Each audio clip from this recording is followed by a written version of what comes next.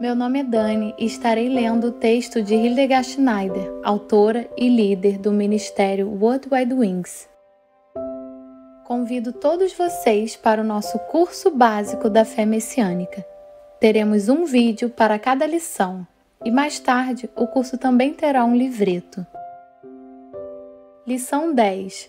Confissão de pecado. O pecado descreve basicamente a separação do homem de Elohim. O apelo de Elohim, onde estás, percorre toda a humanidade. Mas Elohim chama mais alto em seu Filho, Yeshua HaMashiach, que chama o seu povo ao arrependimento. Cumpriu-se o tempo e está chegando o reino de Elohim. Arrependei-vos e crede no Evangelho. Marcos 1:15. Para tornar o retorno possível, Yeshua estava disposto a abrir mão de tudo, até mesmo de seu status como filho de Elohim. Ele chegou ao ponto de dar sua vida para que as pessoas pudessem novamente entrar na presença de Elohim para adorá-lo e ter comunhão com ele e seu filho. Através da morte de Yeshua na cruz, a culpa do homem é perdoada e a ruptura no relacionamento entre o homem e Elohim é removida. Através da morte de Yeshua, a paz entre o homem e Elohim. E por intermédio dele reconciliar-se consigo todas as coisas, tanto as que estão na terra quanto as que estão nos céus, estabelecendo a paz pelo seu sangue vertido na cruz. Colossenses 1:20. As condições que devem existir por parte do homem para que isso se torne uma realidade para ele foram explicadas na lição 3. Paulo escreve em sua carta aos Coríntios: Porquanto o que primeiramente vos transmiti foi o que também recebi, que o Messias morreu pelos nossos pecados, segundo as Escrituras. 1 Coríntios 15:3. Mas como o pecado é definido biblicamente? Toda pessoa que vive costumeiramente pecando também vive em rebeldia contra a lei, pois o pecado é a transgressão da lei. 1 João 3:4. Infelizmente, a palavra Torá é traduzida como lei na maioria dos casos. Mas, em última análise, o que quer dizer aqui, neste versículo, é a ausência da Torá. Pecado significa errar o alvo, transgredir a Torá. Por exemplo, se o Shabat não for observado, ou as festas de Yahvé não forem celebradas, a pessoa transgride as instruções da Torá e peca. Como Paulo coloca, não estamos mais sujeitos à lei.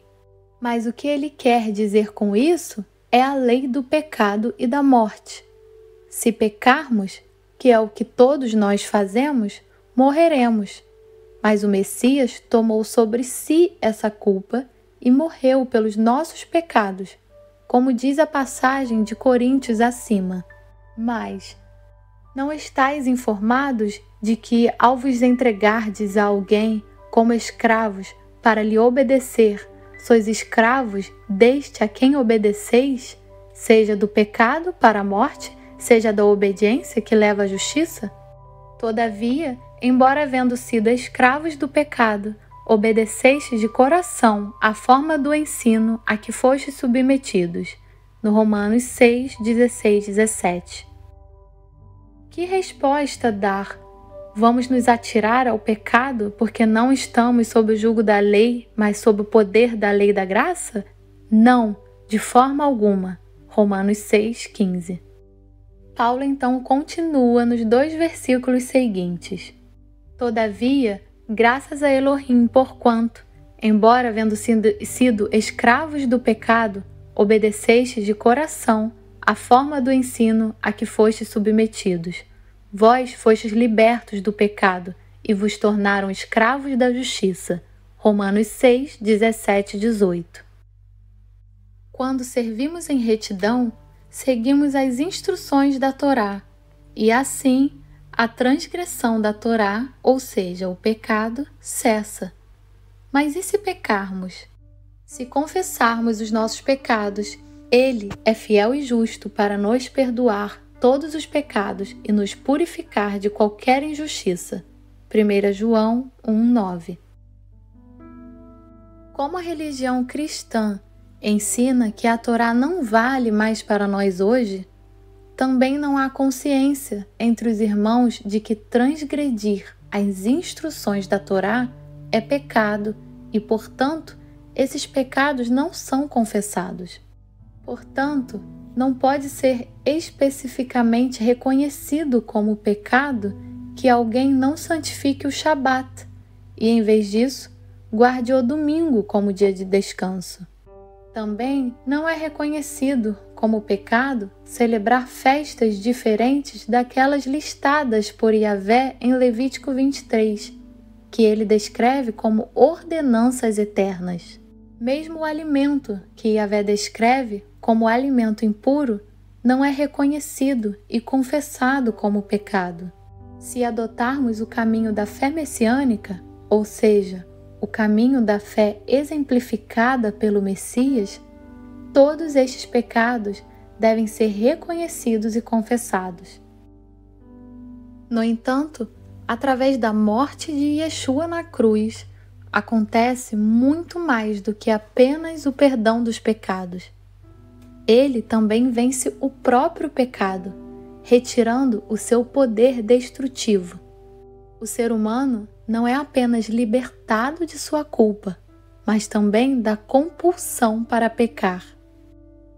Pois temos conhecimento de que a nossa velha humanidade em Adão foi crucificada com ele, a fim de que o corpo sujeito ao pecado fosse destruído, para que nunca mais venhamos a servir ao pecado. Romanos 6:6.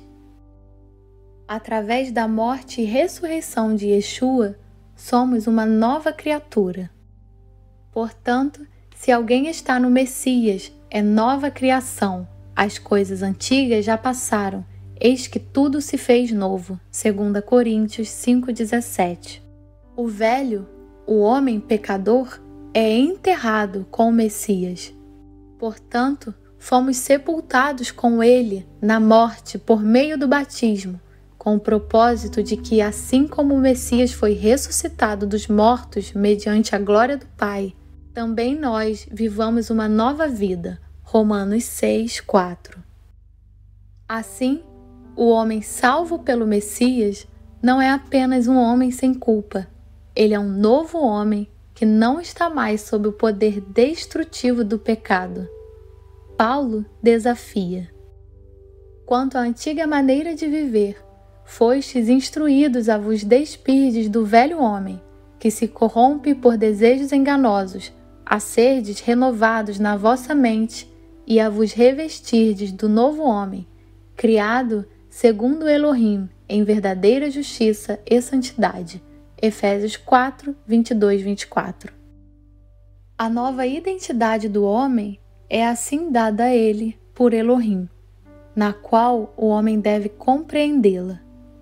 E esse aprendizado é um processo que começou com o momento de arrependimento e fé em Yeshua. Assim como se tira e veste uma peça de roupa após a outra, novos comportamentos também devem ser praticados passo a passo. Na Bíblia, este processo é descrito como santificação em vários lugares. Amados, visto que temos essas promessas, purifiquemo-nos de tudo o que possa contaminar o corpo e, por conseguinte, a alma, aperfeiçoando a santidade no temor de Elohim. 2 Coríntios 7:1. Fomos redimidos, limpos e libertos da nossa culpa para que possamos ter uma comunhão imaculada com Yeshua. E esta comunhão é também o ponto de partida para a nossa mudança.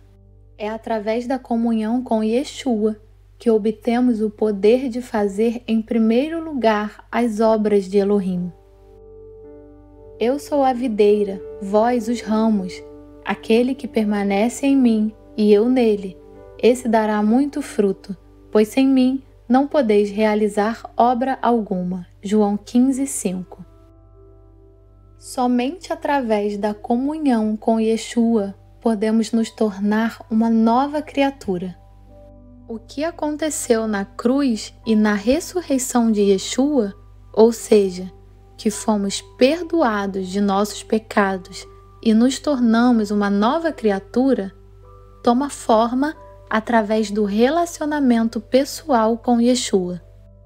Na oração diária, ouvindo a sua palavra e o falar silencioso do Espírito Santo aos nossos corações, passamos a conhecer melhor Yeshua. Tornamo-nos cada vez mais parecidos com Ele quando o encontramos e olhamos para Ele.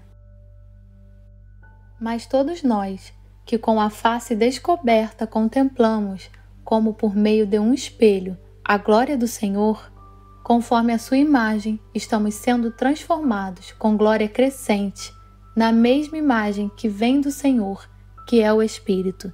2 Coríntios 3:18. Este encontro pode acontecer de diversas formas, nos momentos de silêncio e oração, na leitura da sua palavra, durante um sermão ou através dos irmãos. Sejam todos ricamente abençoados.